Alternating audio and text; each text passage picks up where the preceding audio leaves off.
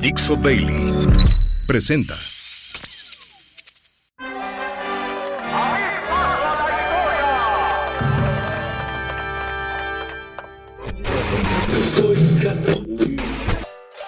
Damas y caballeros, aquí se platican historias, Anécdotas y efemérides. Porque jamás la historia se atrevió a tanto. Con Alejandro Rosas. Esto es Porque jamás la historia se atrevió a tanto.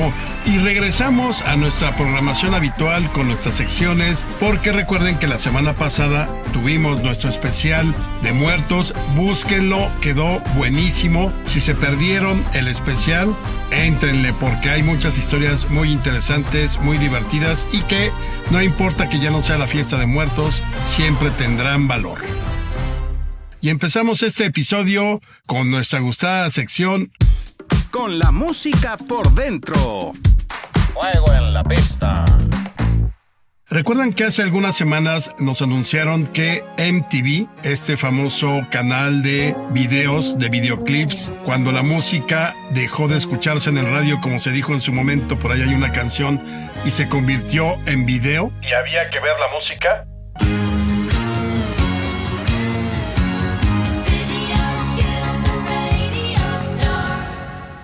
Bueno, recuerden que su lanzamiento fue en 1981, pero se acaba de anunciar que llega a su fin. Y entonces, como también es historia, yo me puse a hacer algunas notitas sobre MTV, y para empezar, claro que revolucionó todo. De pronto ya no era solamente el radio o el cassette o el LP, hoy se llaman acetatos, pero nosotros le llamábamos LPs, pero revolucionó todo el que uno pudiera ver una canción en la televisión. Y si bien hay algunas canciones que nada más veías al grupo tocar sin ningún chiste, de pronto empezó la competencia con los videos. Yo me acuerdo en aquellos años de 1981, aunque MTV se tardó en llegar aquí a México, por lo que era el sistema entonces de cable, el único que existía era Cablevisión. Entonces en la casa de mis papás a veces había, a veces no, porque se pagaba, si se podía pagar. Total que yo me acuerdo ya muy claramente, más o menos en el 84, de que ya había cable en casa y podíamos ver MTV. Y regresando de aquellas primeras fiestas de la secundaria, siempre invariablemente me tocaban 2 o 3 videos que para mí fueron los mejores, o al menos los que recuerdo con más cariño.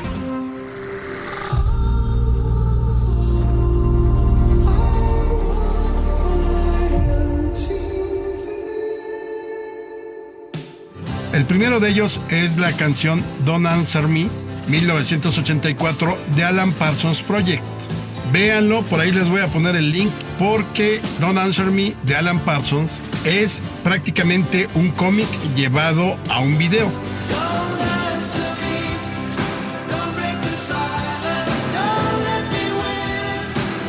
Y entonces es una historia de amor y muy padre, estaba muy bien hecho.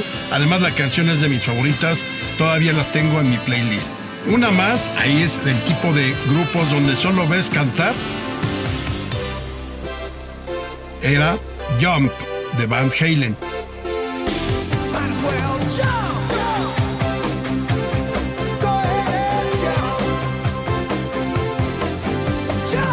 Donde veíamos a David Lee Roth cantando, saltando, veíamos al tecladista, a Eddie Van Halen, los guitarristas, a todo mundo, pero nada más cantaban, o sea, no había una historia en el video.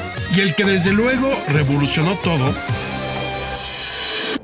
fue Michael Jackson con Thriller en 1983, porque ahí nada más la introducción sin la canción era prácticamente un pequeño corto cinematográfico, cuando el chavo va con la chava saliendo del cine, que es Michael Jackson, y de pronto se convierte en lobo, que es una de las mejores transformaciones en hombre lobo de la historia, yo creo que de la cinematografía.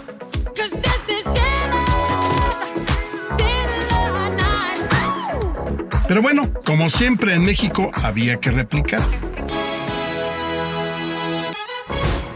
Y de pronto, tan solo unos 4 años después de que saliera MTV, México lanzó su versión mexicanísima que se llamó Video Éxitos por el Canal 2. y en un principio fue conducido por Gloria Calzada y Elsa Saavedra. Elsa Saavedra no duró mucho, se fue a otros proyectos, pero Gloria Calzada se encargaba de mostrarnos los primeros videos en español que vimos aquí en nuestro país. Por ejemplo, así de lleno yo me acuerdo, y ese me encantaba porque la canción me encanta, el de José José. Voy a llenarte toda, lentamente y poco a poco con mis besos. Luego, había otro también que se hizo muy famoso por esos años, 1986, 12 rosas. Sí, de Lorenzo Antonio. ¿Se acuerdan? El video era súper cursi, pero son 12 rosas que hablarán por mí, etcétera.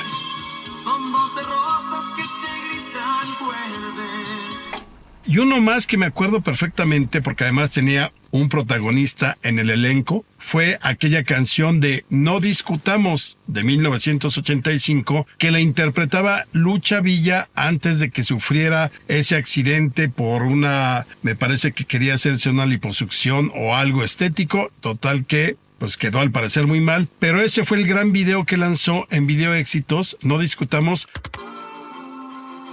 ¿Y con quién creen de pareja? Hugo Stiglitz, sí, el famosísimo actor de acción, de suspenso, de misterio. Ya hablamos de él aquí cuando hablamos de la película Tintorera. Era Hugo Stiglitz y Andrés García. No discutamos, porque después de la primera discusión. Y desde luego, Video Éxitos duró bastantes años. Por ahí también corrieron el famoso Cantaré, Cantarás de 1985, que fue nuestra respuesta al videoclip que hicieron los grandes artistas de Estados Unidos para ayudar contra la hambruna en África. Y desde luego también nos recetaron en 1989 Solidaridad, Venceremos. Sí, aunque ese lo pasaban todas las mañanas como a las 6 de la mañana, antes o después del himno nacional. Pero bueno, descanse en paz MTV. Video Éxitos descansa en paz desde hace muchos años y de todas maneras la música sigue escuchándose en la radio, en los podcasts, en las plataformas, pero la música nos acompañará hasta el final de los tiempos. Y ahora, aunque usted no lo crea. Todos sabemos que las leyes son generalmente incómodas, pero ni siquiera las excesivas reformas borbónicas que tanto sacudieron a la Nueva España en la segunda mitad del siglo XVIII fueron tan duras como la ley de la que les voy a contar. Los padres de familia comprendieron las bondades de ese bando del gobierno, pero los escuincles no. Ante la inocente mirada de los niños, el virrey Marqués de Branciforte era la viva imagen del terrible Herodes o peor. Imagínense, con el corazón oprimido, los padres observaban a sus hijos llorar, chillar, cuando sobre todo les fue comunicada una orden del virrey.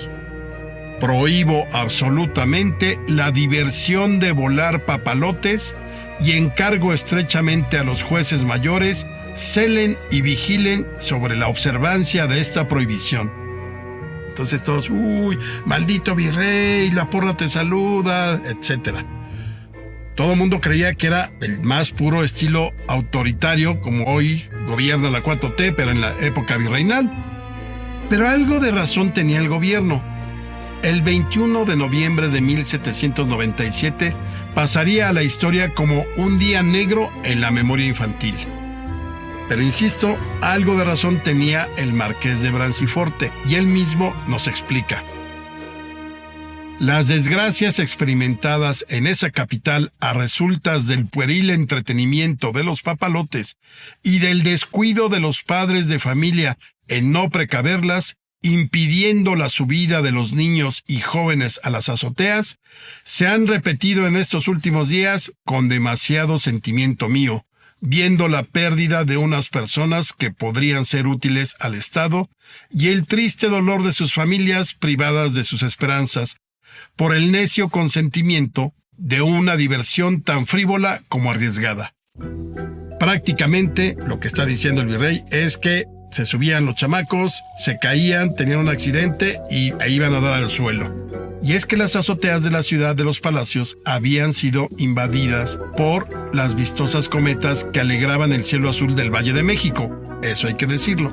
Pero ponían en riesgo la seguridad de todos los niños, quienes emocionados por el espectáculo solían tropezar en los tejados para concluir su diversión o con un hueso roto si les iba bien, o quizá podían seguir jugando pero en el otro mundo. Sin más remedio que obedecer, los papalotes desaparecieron del cielo novohispano prácticamente a finales del siglo XVIII, sobre todo de las vecindades, porque ahí era donde se reunían las palomillas de muchachos. Seguramente pensarán que palomillas es un término viejísimo, y sí lo es. Ya nadie dice palomillas. Pero eran este grupo de muchachos que se subían a las azoteas para competir con sus cometas. Así que quedaron prohibidos y todos tuvieron que bajar de las azoteas para seguir jugando, pero en tierra firme. Ese fue el gran desafío y el horror del virrey Branciforte en la segunda mitad del siglo XVIII. Y ahora regresamos a nuestra acostumbrada sección. Un dato para ligar. Pero a ver, ya llevo un año dándoles la teoría. Ya saben todo lo que deben de hacer, cómo prepararse. Así que en esta ocasión no voy a hablar de la estrategia, no voy a hablar de la táctica. Ustedes ya lo saben, ya tienen los elementos. Yo soy como el señor Miyagi de la historia. Ahora ustedes tienen que poner en práctica los conocimientos adquiridos. Y aquí les traigo 3 datos para ligar muy rápidos. Ya ustedes sabrán cómo explotarlos para que terminen con una noche o más de pasión. Primer dato. El primer jefe de Estado que voló en un avión fue Francisco I. Madero el 30 de noviembre de 1911. Fue el primer gobernante del mundo. Sí, fue un vuelo experimental de 4 minutos en un biplano piloteado por un francés de apellido Dillot. 4 minutos, Francisco I. Madero, primer presidente del mundo mundial en volar. Dato número 2. Anastasio Bustamante, varias veces presidente en la primera mitad del siglo XIX, tenía tan buena relación y sobre todo admiración, quiero pensar, por Iturbide, que como última voluntad pidió que su corazón fuera llevado al lugar donde estuviera sepultado Iturbide. Y de hecho, hoy su corazón descansa junto a los restos del Libertador en la capilla de San Felipe de Jesús en la Catedral de la Ciudad de México. Ahí, juntitos, por toda la eternidad, la pueden ver, se puede admirar. Vayan a la catedral a ver el corazón y los huesos de Iturbide. Y el tercer dato. Hernán Cortés nunca, jamás, nunca, ni jamás de los jamases quemó sus naves. Él era muy inteligente. Lo que hizo fue hundirlas. Pero además, antes de hacerlo, dijo, a ver, vamos a conservar todo lo que nos sirva para después. Así que quiten madera, quiten clavos, velas, tablones, timón, todo lo que le pudiera servir para después. O sea, prácticamente hundió el esqueleto de los barcos y así pasó a la historia. Aunque, pues desde luego el mito fue, Cortés quemó sus naves para no volver atrás. Y sí, ciertamente no volvió atrás, pero las hundió, no las quemó. Esos son los 3 datos, tienen el futuro en sus manos. Por favor, no me defrauden, no lo desaprovechen. Y ahora, una nueva sección. Dicen que la justicia es ciega, pero hay justicia a la mexicana. La justicia virreinal era tan ineficiente como la justicia que tenemos actualmente. Y eso que la corona nunca organizó una elección del Poder Judicial de la Federación, ni hizo acordeones, ni acarreados, ni puso jueces a modo, como lo ha hecho hoy la 4T. Pero la justicia virreinal también tenía un gran problema de sentido común, como lo tenemos hoy en día. Y muchas veces los novohispanos dieron escenas al más puro estilo bizarro. Y no pocas veces los jueces, las autoridades salieron con Su domingo 7. Sí, como para abucharlos al aplicar la ley. Imagínense el 7 de marzo de 1649. Prácticamente es la mitad del siglo XVII. Un portugués esperaba la pena capital por haber asesinado al alguacil de Iztapalapa. Pero pues, obviamente él no quería morir ajusticiado a garrote vil o ahorcado, no sé cuál era la sentencia definitiva, pero dijo, pues mejor me quito la vida antes de sufrir la muerte a manos del verdugo. Entonces ya cuando van las autoridades, ahora sí vamos a sacarlo, lo vamos a llevar al garrote que está ahí en la Plaza Mayor, a la horca, y de pronto, ¿cuál no sería su sorpresa? Que descubren que estaba ya hecho cadáver. Y entonces los alcaldes de la cárcel de Corte se sintieron así agraviadísimos, ofendidísimos. Maldito portugués, ¿cómo se había atrevido? El suicidio era una burla para la justicia, sobre todo porque no tenía el derecho de morir por mano propia, sino que la autoridad virreinal tenía que ejecutarlo. Entonces, como siempre, no falta algún brillante funcionario, en este caso funcionario de justicia, y entonces se le ocurrió decir, no dejemos impune el doble crimen. Sí, el que había cometido contra el alguacil de Iztapalapa y el que había cometido contra sí mismo. Y entonces ya arreglaron ahí algunas cosas, solicitaron la autorización del arzobispado que determinó, bueno, les vamos a dar chance, que hoy sea ahorcado el difunto en la Plaza Mayor de esta ciudad para que sirva de escarmiento y ejemplo. Es decir, había que colgar al muerto. Imagínense todo ese rollo nomás para que no se saliera con la suya el muerto, que además ya ni le importaba lo que estaba sucediendo. Entonces, como si fuera el Cid campeador, de quien se dice ganó su última batalla muerto, embalsamado y montado sobre su caballo, al cadáver del portugués lo montaron en una mula, ahí no alcanzaba para caballos, y además lo fue sosteniendo un indígena, por lo que al avanzar la mula parecía que estaba vivo. Estaba bien sentadito, pero ahí lo iba deteniendo el indígena. Entonces la gente al verlo pasar se sorprendió y desde luego ya cuando se daban cuenta de quién era, se horrorizaban al verlo, pues ya estaba muy muerto, rigor mortis, congelado en el sentido de sus facciones, y lo veían pasar por las calles de la capital novohispana. Ya una vez que llegaron a la Plaza Mayor, descendieron el cuerpo y lo ahorcaron frente al Palacio Real, en el sitio en el que se elevaba la picota pública. Desde luego, la justicia colonial quedó satisfecha, pues se había encargado de dejarlo ahora sí bien muerto.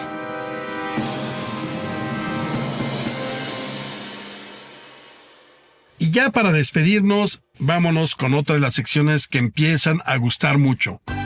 Y que se escuche uno de los temas de Odisea Burbujas, porque vamos con... En los libros hallarás el tesoro del saber. Esta gustada sección no es una recomendación de libros, aunque la pueden tomar como tal, ni tampoco es el intento de un club de lectura, ni nada por el estilo. Simplemente son historias que tienen que ver con los libros. Así que vámonos directamente a 1964. México se encontraba en los cuernos de la luna, o al menos así lo gritaba el gobierno. A los cuatro vientos, desde luego.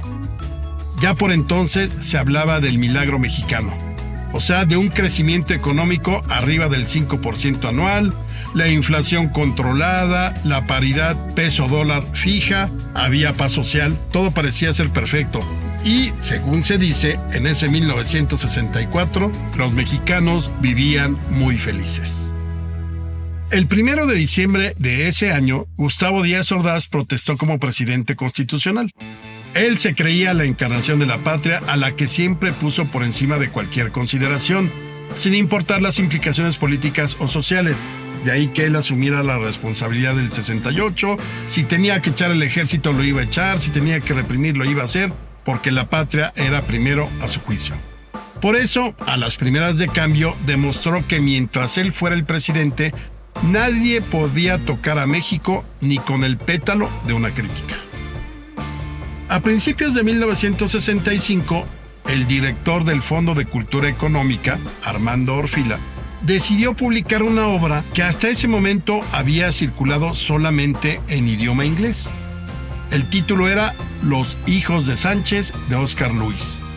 El ensayo demostraba que el milagro mexicano ni era tan milagroso y que en México sí existía la pobreza, la marginación, la violencia intrafamiliar, el abuso contra la mujer, y todo eso además no en la zona rural, sino en la plena capital del país, es decir, en la Ciudad de México.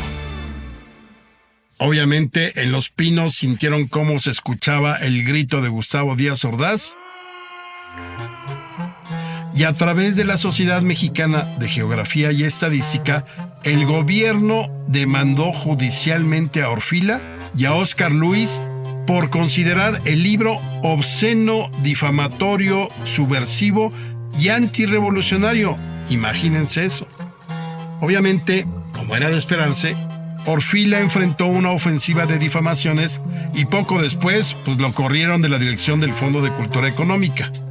Díaz Ordaz creyó que así había salvado el honor de México. Desde luego, Los Hijos de Sánchez es una de las grandes obras que se sigue vendiendo, es un long seller como se le llama. Yo se lo recomiendo, es la historia y refleja perfectamente el México de mediados de los años 60, que a pesar del milagro mexicano, no la estaba pasando bien en muchos sectores de su población. Como siempre.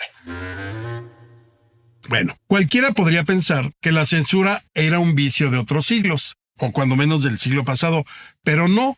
Casi 40 años después, bajo el primer gobierno de la alternancia, que eso es lo peor, se dio un caso similar, pero por razones aún peores, por la moral y las buenas costumbres.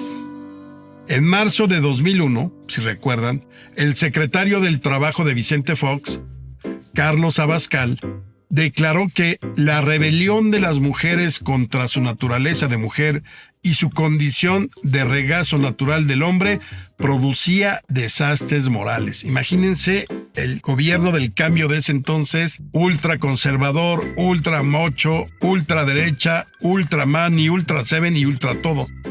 Y entonces, después de unas declaraciones de ese tipo, cualquier estupidez podía esperarse, sobre todo del secretario. Abascal tuvo conocimiento de que la profesora de literatura Georgina Rábago del Colegio de Monjas Félix de Jesús Ruller había dejado de tarea para el grupo de tercero de secundaria de su hija Luz Carmen la lectura de Aura de Carlos Fuentes, publicada en 1962. Es decir, ya habían pasado prácticamente 40 años desde su publicación. Obviamente, el secretario mocho, como era, se indignó con semejante tarea, pues a su juicio varias partes de la novela eran inapropiadas para el corto entendimiento, para los castos ojos de su hija adolescente. Abascal se había escandalizado y santiguado, en particular con el fragmento que señala: Felipe cae sobre el cuerpo desnudo de Aura, sobre sus brazos abiertos extendidos de un extremo al otro de la cama, igual que el Cristo negro que cuelga del muro de su faldón de seda escarlata. Sus rodillas abiertas, su costado herido, su corona de brezos montada sobre la peluca negra, enmarañada, entreverada con la lentejuela de plata. Aura se abrirá como un altar. Murmuras el nombre de Aura al oído de Aura, sientes los brazos llenos de la mujer contra tu espalda. Escuchas su voz tibia en tu oreja. ¿Me querrás siempre? Imagínense entonces, era medio erótica, léanla, Aura es maravillosa, tiene una cosa ahí medio misteriosa, de suspenso y además con mucho erotismo. Pero nada como para que la prohibieran o la censuraran. Pues bien, gente del gobierno de Vicente Fox y de Acción Nacional defendieron al secretario Abascal. Bueno, finalmente el conservadurismo había llegado al poder. Las monjas del colegio hicieron lo propio y la profesora ciertamente no terminó en el quemadero de la Inquisición, pero sí fue cesada gracias a la presión de Abascal. Tiempo después, en la Feria del Libro de Guadalajara, en 2008, Carlos Fuentes expresó: cuando un libro es objeto de un acto de censura, como que resucita el libro. Aura fue objeto de un acto de censura que yo agradezco, porque gracias a esa censura se multiplicaron las ventas del libro. Las ventas brincaron a 20,000 ejemplares a la semana, sin querer, queriendo. Esto fue Porque jamás la historia se atrevió a tanto, y de inmediato me pongo a buscar nuevas historias para el podcast más escuchado y maravilloso sobre historia que existe en la comarca. Soy Alejandro Rosas y nos escuchamos la próxima semana. Hasta la próxima. Una producción de Dixo.